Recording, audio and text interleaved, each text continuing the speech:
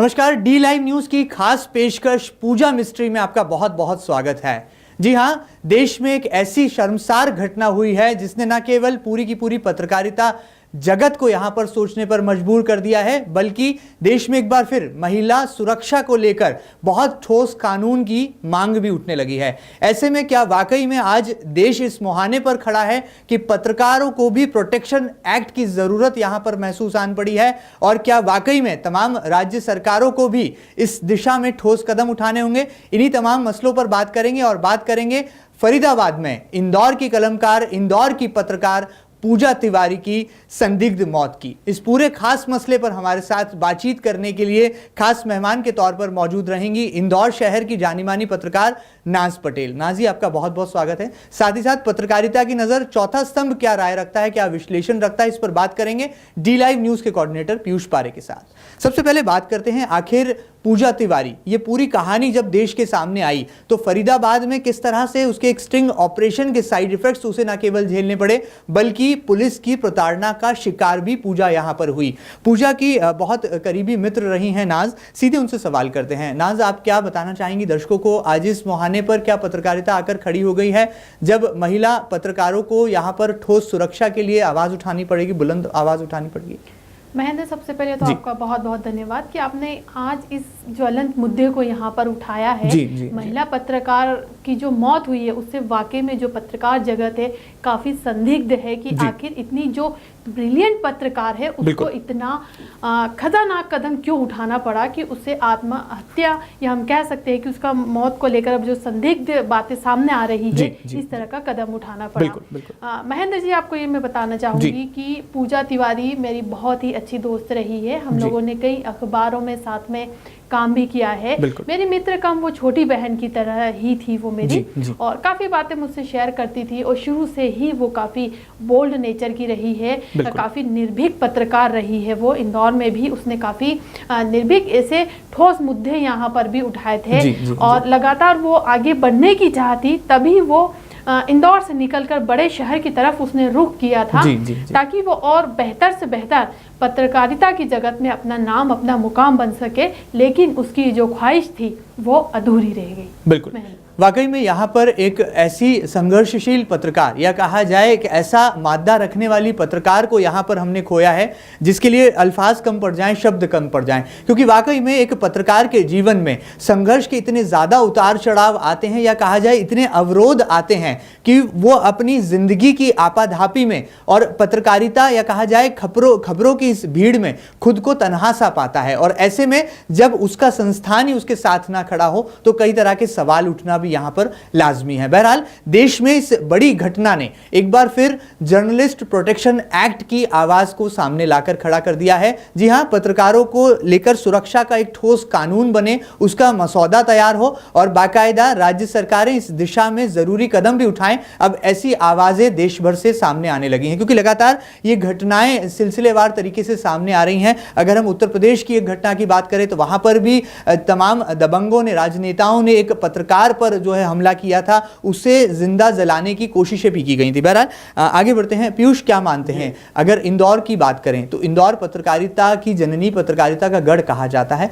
Candle march जरूर निकाल दिया गया, पत्रकारों ने धरना भी दिया, और पूजा तिवारी को इंसाफ दिलाने के लिए अब आवाज़ें ज़रूर उठ रही हैं, कलमकार पत्रकार आगे आ रहे हैं। लेकिन इस पूरे रहस्यमयी घटनाक्रम की अगर बात करें तो ये मिस्ट्री क्या लगता है, जब राज्य सरकार ने कहा है कि वो उच्च स्तरीय जांच करेगी तो कैसे सुलझेगी? बिल्कुल महेंद्र जी, चौंकाने वाले मामला है, और जिस तरह से पूजा तिवारी की मौत हुई है उसके बाद पत्रकार जगत खासा आहत है। बिल्कुल, मैं बात करूं जिस तरह से पत्रकार प्रोटेक्शन एक्ट की, तो लगातार लंबे समय से जो समाज की सच्चाई को जिम्मेदारों तक पहुंचाने का काम पत्रकारों का होता है, जो जिम्मेदारों का जो है वो कानों तक समाज की आवाज पहुंचाने का जो पत्रकार काम करता है, उसे आज अपनी सुरक्षा के लिए लड़ाई लड़नी पड़ रही है। ये काफी जो है वो असमंजस की स्थिति है। हम लोग बात करें तो जिस तरह से पूजा तिवारी का एक केस सामने आया, उसके बाद इंदौर खासकर इसलिए भी चर्चाओं में है क्योंकि यहाँ से कई बड़े नामी पत्रकार देश भर में अपनी जो है वो यहाँ पर समाज के लिए सेवा के क्षेत्र में काम कर रहे हैं। तो ऐसे में जब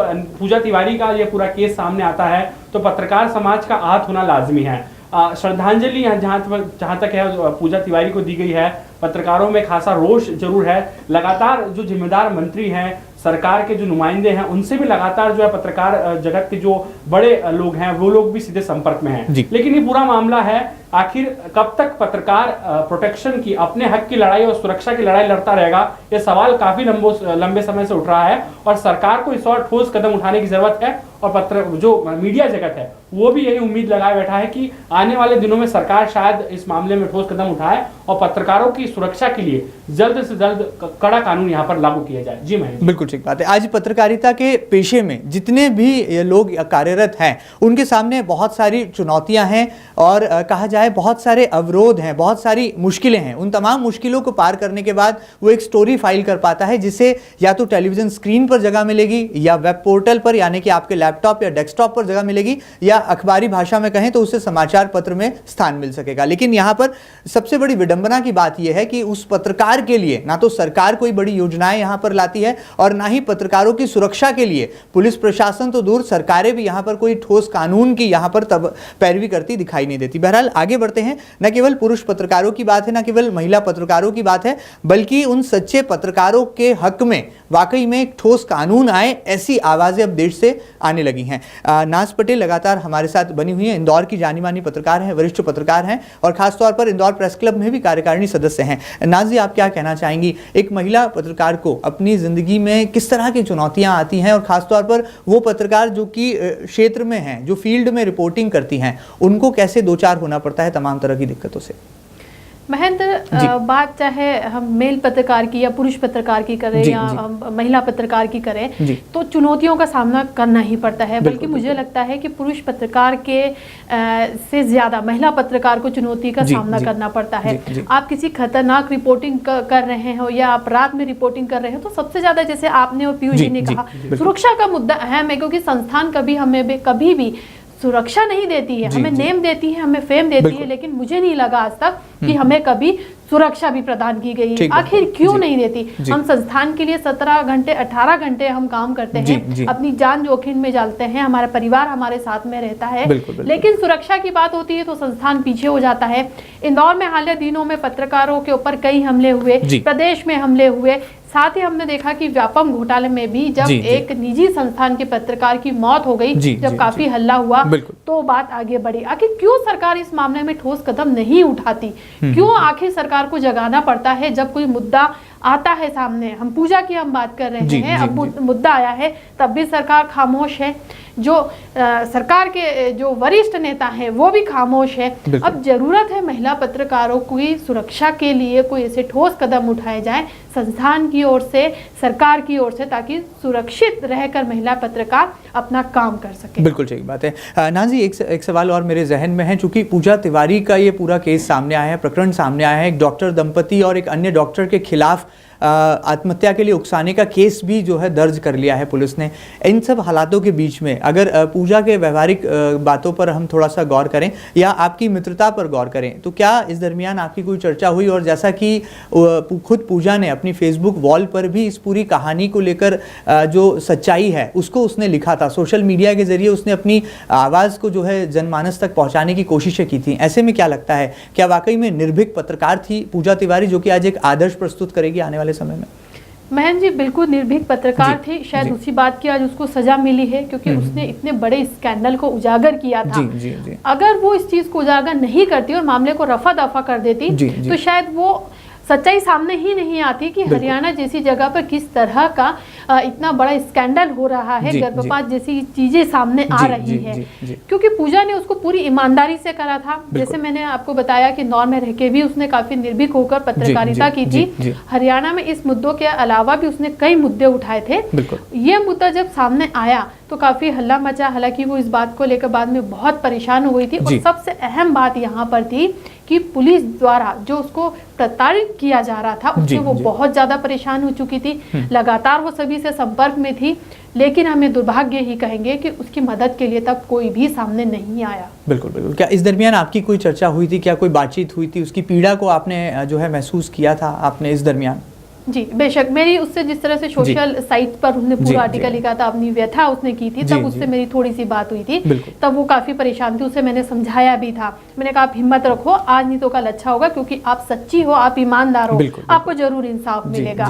तो कहीं ना कहीं थोड़ी उसने हिम्मत रखी थी, और जब वो थोड़ी और भी बात हुई तो उसने बताया कि वहाँ पर भी उसे किस तरह से परेशान किया जा रहा है, उसकी कहीं कोई सुनवाई नहीं हो रही है, वो बहुत ज़्यादा डिप्रेशन में, उसे लग रहा है उसके ऊपर जो ब्लेम लगा है, उसने ईमानदारी से काम किया है लेकिन उसके ऊपर ब्लेम लगा है, तो वो उस ब्लेम को किस तरह से वो हटा पाएगी। बिल्कुल ठीक बात है, जरूरी है यहाँ पर इंसाफ का मिलना और न्याय जो है यहाँ पर मिलेगा। एक पत्रकार के ऊपर जो तमाम संगीन आरोप लगे थे, उनकी सच्चाई न केवल समाज के सामने, देश के सामने आएगी, ऐसी उम्मीदें हैं, बल्कि राज्य सरकार क्या कदम उठाने जा रही है।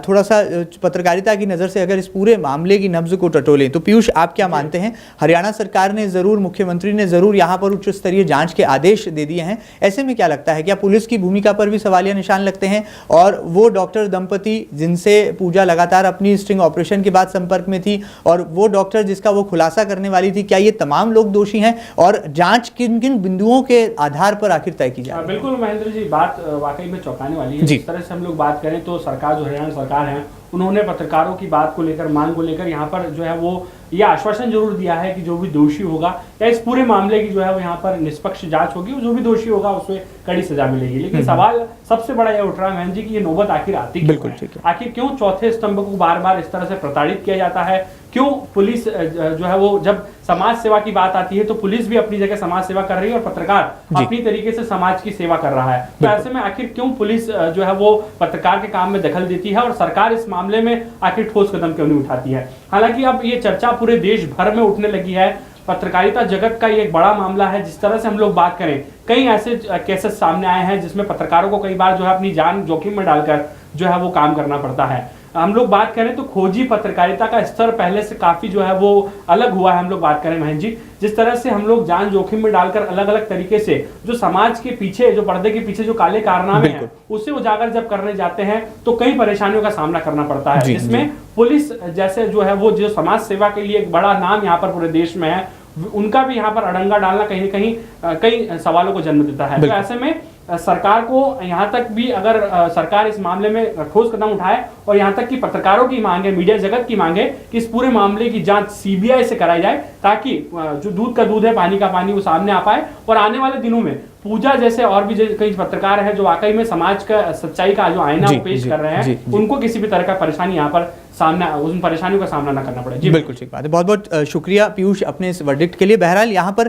पत्रकारिता की सुरक्षा को लेकर यहाँ पर चिंता अब जाहिर की जाने लगी है। नाज़ी, समय की कमी है, जाते जाते आप क्या संदेश देना चाहेंगी पूरे समाज को, पत्रकारिता जगत को, और खास तौर पर उन बड़े चेहरों को जिनकी वजह से जो है पत्रकारिता में एक आदर्श का पैमाना जो है तय किया जाता है? ऐसे में आज ये जो तमाम हालात पैदा हुए हैं और पत्रकारिता, या कहा जाए पत्रकार जिस मुहाने पर आकर खड़े हो गए हैं, ऐसे संकट के दौर में क्या सूझबूझ भरा कदम पत्रकारों को भी उठाना होगा और सरकारों के कानों पर भी जूरेंगे? इस दिशा में क्या जरूरी कदम पत्रकारिता जगत को उठाने होंगे? जी, मैं सबसे पहले तो जरूरी है कि जो सिक्योरिटी प्रोटेक्शन एक्ट है वो लागू होना चाहिए। साथ ही साथ संस्थान में भी जितने भी, चाहे वो प्रिंट मीडिया हो या इलेक्ट्रॉनिक मीडिया हो, वहां पर इस तरह से नियम कायदे बनाए जाए सुरक्षा को लेकर, पत्रकार की सुरक्षा को लेकर, उसके परिवार को लेकर। जिस तरह से पूरे पत्रकार जगत अपनी समस्या जब सामने आती है तब बोलने में शायद अपने को, मतलब कह सकते हैं, न्याय पाने में असहज हो जाता है। वो अपने लिए खुद के लिए न्याय नहीं पाता है, समाज को न्याय दिलवा देता है, सबको न्याय दिलवा देता है, लेकिन खुद को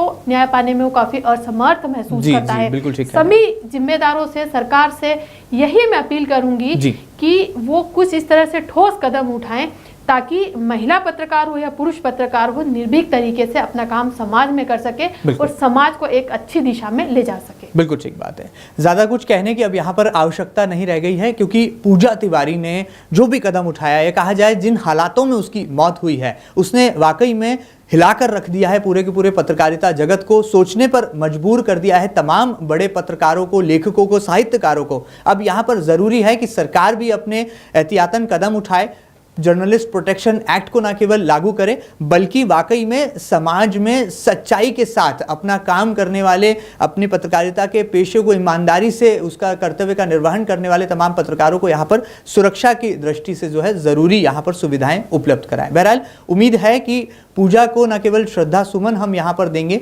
बल्कि एक सबक, एक सीख भी यहाँ पर इस पूरे प्रकरण के बाद लेंगे ताकि सही मायनों में समाज में सच्चाई कायम रह सके। डी लाइव न्यूज़ के इस खास पेशकश में आज इतना ही। हमारे साथ जुड़ी थी इंदौर शहर की जानी मानी पत्रकार नाज पटेल जी, हम आपका शुक्रिया अदा करेंगे। साथ ही साथ हमारे साथ जुड़े थे डी लाइव न्यूज़ के कोऑर्डिनेटर पीयूष पारे। ताज़ा तरीन खबरों के लिए आप लगातार देखते रहिए डी लाइव न्यूज़। फिलहाल इजाजत दीजिए, नमस्कार।